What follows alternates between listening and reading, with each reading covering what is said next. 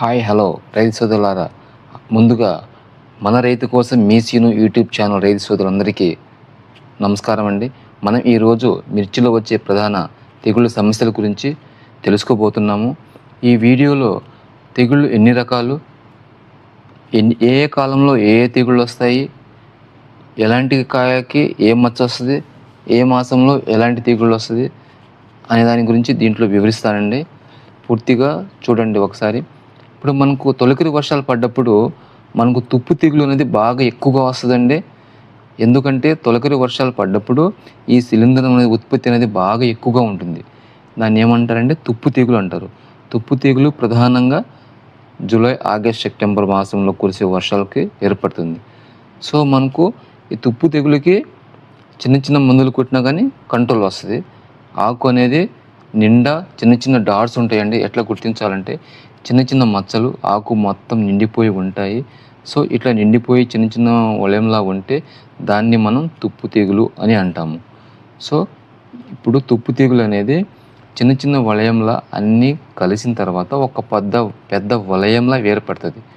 So ఇది తుప్పు తెగులు ఒక లక్షణం అండి.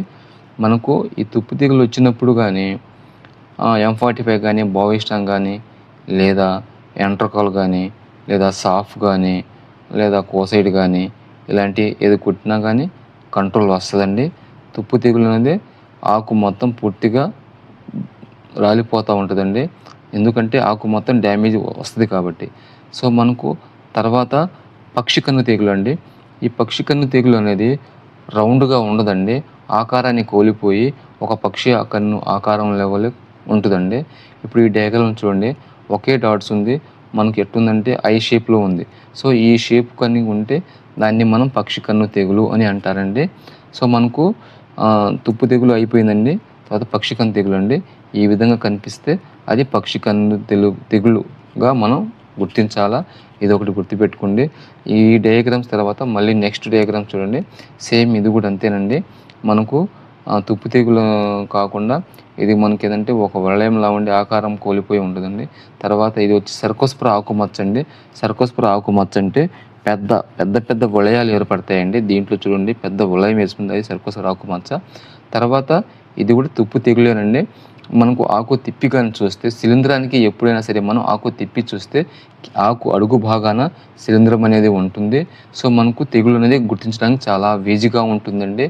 కింద భాగాన కానీ పచ్చగా కానీ ముందుగా శిలీంధ్రం ఏర్పడుతుంది అని.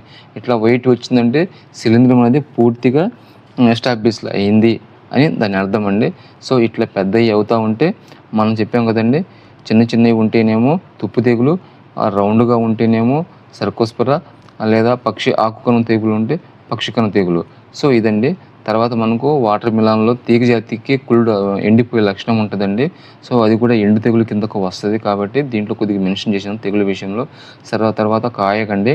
మనకు నవంబర్, డిసెంబర్ మాసంలో వర్షాలు కానీ ఎక్కువగా పడుతుందండి. పడ్డాయి అంటే మనకు భూమిలో కూలింగ్ ఎక్కువ ఉండి మనకు ఫర్టిలైజర్ కానీ వేసినప్పుడు తుఫాను వరుసగా ఒక వారం 10 రోజులు కానీ పట్టుకుంటేనండి ఈ కాయ అనేది ఇట్లా డ్రాప్ అయిపోతూ ఉంటుందండి. ఇది ప్రధానంగా తోట మొత్తం అన్ని తోటలకి రావాలనేది రూల్ ఏమి ఉండదండి. కొన్ని తోటలకు రావచ్చు, కొన్ని తోటలకు రాకపోవచ్చు. సో మనకి ఏంటంటే వచ్చిన తోటలకి చూసాం కాబట్టి ఆ ఇమేజ్ మీకు పెడుతున్నాను. మనం ఏదైనా సరే రియాలిటీ ఇమేజ్ మాత్రమే పెడతామండి. మనం డౌన్లోడ్ చేసిన ఇమేజ్ ఏం కావు. సో నేను తోటలో తీసిన ఫొటోస్ అండి ఇది. మనకి ఏంటంటే ఇప్పుడు సపోజ్ ఒక 1000 ఎకరాల్లో ఏదైనా 1 ఎకరం 2 ఎకరాలకి జరుగుతుందండి. అది కూడా ఏంటంటే ఫార్మర్ ఆ టైంలో వాటర్ బాగా పెట్టి ఉండి ఫర్టిలైజర్ వేసి ఉంటే ఒక వారం 10 రోజులు తుఫాన్ గాను కంటిన్యూషన్గా పడుతూ ఉంటే అంటే భూమిలో కూలింగ్ శాతం బాగా ఎక్కువైనప్పుడు ఈ ప్రాబ్లమ్స్ అనేది జరుగుతుందండి.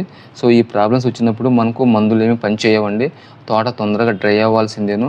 డ్రై అవ్వకపోతే దీన్ని నివారించడం చాలా కష్టం అండి. తర్వాత మనకు పండుకాయ, తాలుకాయ వస్తుందండి. ఇది మనకు జూన్, జూలై మాసంలో అంటే ఎర్లీగా క్రాప్ వేసినప్పుడు మనకు కాయలు అనేది వర్షాలు ఎక్కువ పడుతుందండి.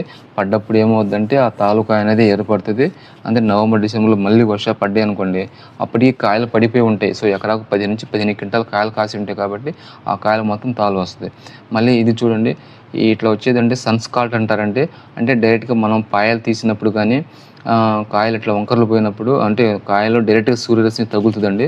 సూర్యరశ్మి డైరెక్ట్గా తగిలి డ్యామేజ్ వచ్చినప్పుడు ఈ కాయలు ఇట్లా వస్తాయండి. దీన్ని సన్ స్కాల్ట్ అంటారు. ఇది ఏం రోగమేం కాదండి. సో తర్వాత డైరెక్ట్ సూర్యరశ్మి పడ్డప్పుడు ఆ ప్రాబ్లమ్స్ వస్తుంది. ఇందాక చెప్పాను కదండి, వర్షాలు ఎక్కువైనప్పుడు కాయ కూడా మొత్తం రాలుతుందని. కాయతో పాటు చెట్టు కూడా పూర్తిగా డ్యామేజ్ వస్తుందండి. ఎందుకంటే ఈ ఈ వర్షానికి ఒక్కోసారి అంతేనండి, కూలింగ్ ఎక్కువైనప్పుడు రియాక్షన్ వస్తుంది. ఈ రియాక్షన్కి కెమికల్ రియాక్షన్ వచ్చినప్పుడు ఏమవుతుందంటే భూమిలో తేమ శాతం ఎక్కువ ఉన్నప్పుడు ఈ ప్రాబ్లమ్స్ వస్తుందండి. ఇలాంటివి ఇది తేజ, ఇదిగా బ్యాడిగ్ అండి. సో మనకు కాయలు ఎట్లా అవుతాయి అంటే మనకు ఉడకబెట్టినట్టు తయారవుతుందండి కాయలు కూడా. సో ఎంత పెద్ద కాయ అయినా సరే డ్యామేజ్ వచ్చి పూర్తిగా డ్రాప్ అవ్వాల్సిందేనండి. ఇది కానీ స్టార్ట్ అయితే ఎకరంలో నీకు 8 నుంచి 9 క్వింటాలు 10 క్వింటాలకైనా డ్యామేజ్ అవుతుందండి. తోట కూడా గుల్లైపోతూ ఉంటుంది. కాయ కూడా అసలు పనికి రాకుండా పోతుందండి. ఒక్కొక్కసారి నీకు తోటలో ఎన్ని కాయలు ఉంటే అన్ని కాయలు పూర్తిగా డ్యామేజ్ వచ్చే అవకాశం కూడా ఉంటుందండి. సో ఇది అనేది కొద్దిగా డేంజర్ అండి ఇది. సో మనకు వర్షాలు పడ్డప్పుడు వాటర్ శాతం పెట్టడం కొద్దిగా తగ్గించండి. మందులు వెంటనే కొట్టబాకండి. అలాంటి మందులు కొట్టినా కానీ ప్రాబ్లమ్స్ వస్తాయి. మందులు చల్లబాకండి. కొద్దిగా వర్షాలు పూర్తిగా తగ్గుముఖం పట్టినాక ఏదైనా స్ప్రే చేయండి. అప్పుడు ఈ రోగాన్ని కొద్దిగా కంట్రోల్ చేసుకోవచ్చు. ఇది ఇందాక చెప్పాం కదండి, మనకు వర్షాలు అంటే జూన్ జూలై మాసంలో మనం మిర్చి నాటిన తర్వాత కాయలు ముందుగా ఏర్పడి వర్షాలు ఎక్కువ శాతం పడ్డప్పుడు ఈ మిర్చిలో తాలు శాతం అనేది ఏర్పడుతుంది. రైతు సోదరులందరికీ తెలుసండి. తర్వాత సర్కస్ ప్రాకు మచ్చండి. ఇది కూడా సేమ్ వర్షాలు పడ్డప్పుడు ఏర్పడుతుందండి. ఏదైనా సరే వర్షం మీద ఆధారపడే ఉంటుందండి. వర్షాలు ఎక్కువైనప్పుడు అన్ని రోగాలు వస్తుంది.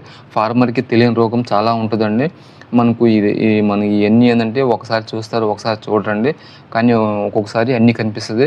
సో ఫార్మర్కి ఏంటంటే మిర్చి విషయంలో మనకు ఎంత తెలిసినా కానీ ఇంకా తెలుసుకోవాల్సింది చాలా ఉంటుందండి. మనకు ఒక్కొక్కసారి మనకి మెంటల్ ఎక్కుతుంది. ఏందబ్బా మనం ఎంత తెలిసి ఎంత వేసినా కానీ ఇంకా కొత్త రోగం ఏంది అసలు అనేది. సో ఇలాంటి ఎందుకు వస్తాయండి, మనకు కొట్టే మందుల్లో తేడా వచ్చినప్పుడు, ప్రకృతిలో మార్పు వచ్చినప్పుడు ఇలా జరుగుతూ ఉంటుంది. సో మనకు ఏంటంటే ఎప్పటికప్పుడు మన ఫార్మర్ అప్డేట్ అవుతూ ఉంటేనే కొత్త రోగానికి తెలుసుకుంటేనే మనం కొద్దిగా గెటన్ అవ్వగలమండి. సో అది లేకపోయిన పక్షంలో కొద్ది ఇబ్బందిగానే ఉంటుంది. ఇట్లా చూడండి, ఇప్పుడు మనకు ఆకు మీద ఎంత అయితే మచ్చ ఉందో కాయ మీద కూడా అంతే మచ్చ ఉంటుందండి. ఇది సర్కస్ ప్రాకు మచ్చ. ఇది పెద్ద పెద్ద కాయల మీద ఇంకా డేంజర్ ఎక్కువగా ఉంటుందండి. అంటే మీకు బ్యాడిగా కానీ, డబ్బీ బ్యాడిగా కానీ, 2043 సిగ్మెంట్ కానీ, టమాటో మిర్చి కానీ ఇలాంటి వెరైటీల్లో ఈ రోగం అనేది తట్టుకోవడం చాలా కష్టం అండి. ఇంకా ఎక్కువగా ఉంటుంది సర్కస్ ప్రాకు మచ్చ. ఇది కొర్నుస్పుర కొమ్మెండి తెగులు అంటారండి. ఇది ఓన్లీ శీతాకాలంలో అంటే చలి మంచు ఉన్న ప్రాంతంలో మంచు బాగా ఎక్కువగా ఉన్నప్పుడు మాత్రమే ఇట్లా పడుతుందండి. సో ఇది మాత్రం ఎంటర్ అయినప్పుడు చెరువు పైనుంచి కొమ్మలు పూర్తిగా ఎండిపోతుందండి. ఎంత కొమ్మ ఉన్నా కానీ పూర్తిగా డ్రాప్ అయ్యి కింద నీళ్ళ మట్టం అవుతుంది. సో ఇది మంచు బాగా ఎక్కువ ఉన్నప్పుడు ప్రాబ్లం వస్తుందండి. మంచు తగ్గినప్పుడు ఆటోమేటిక్గా తగ్గుతుంది. అప్పుడు దాకా మన పంటలను కాపాడుకోవాలంటే తెగులు మందు అనేది కంపల్సరీ వాడుకోవాల్సిందండి. క్యాపిటాపు, నెటివో, అమిస్టార్ టాపు ఇలాంటి మందులు కంపల్సరీ దీంట్లో వాడాల్సిందండి. తర్వాత చూడండి, ఇది కూడా మనకు సర్కస్పుర కొమ్మెండి అండి. అంటే పైనుంచి ఈ రోగం ఎంటర్ అయినప్పుడు పైనుంచి పూర్తి కింద కుదించుకుపోద్దండి. ఇందాక చెప్పా కదండి సర్కస్ ప్రాకు మచ్చ బ్యాడిగా. ఇది బ్యాడిగా అండి. ఇది లూజ్ బ్యాడిగా. ఇది కాల్షియం ప్రాబ్లం వచ్చినప్పుడు కూడా ఇట్లా వస్తుందండి. సో మనకు ఇది కూడా ఫంగస్ లాగానే ఉంటుంది, కానీ ఇది న్యూట్రియన్స్ ప్రాబ్లం అండి. సో ఇది చూడండి మనకు బ్యాడిగా అండి. ఇదే నేను చెప్పే కదండి, మంచు టైంలో కాయలు పడి వర్షాల్లో ముందుగా తడిసిన తర్వాత మంచు కాలంలో కానీ మంచు కురుస్తున్నా కానీ తాలుగాయలు అనేది ఎక్కువగా వస్తుందండి. ఇది కొద్ది మెత్తటి వెరైటీస్ అండి. ఈ మెత్తటి వెరైటీస్కి బూజు తెగులు కానీ లేదంటే ఈ మచ్చ తెగులు అనేది కానీ ఎక్కువగా వస్తుందండి. సో కాయను బట్టి ఉన్న ప్రాంతాన్ని బట్టి మంచు పడుతున్న దాన్ని బట్టి రోగం ఎక్కువగా అవుతుంటే తగ్గుతూ ఉంటుందండి. సో కాబట్టి ఇంతవరకు మీకు మంచి తెగులు చెప్పానండి. ఈసారికి మీకు తెగులు మందుతో పాటు దానికి నివారణ అయ్యే మందులు కూడా చెప్తాండి. ఇది బూడిదండి. ఇది మినుము పెసరలో తీసినది. తర్వాత మనకు బ్యాక్టీరియా లీఫ్ ఒకటి మర్చిపోయానండి. మీకు బ్యాక్టీరియా లీఫ్ అండి. ఇట్లా గజ్జిగా ఉంటే ఇది బ్యాక్టీరియా లీఫ్ అండి. దేనికైనా ఇదే రోగానికి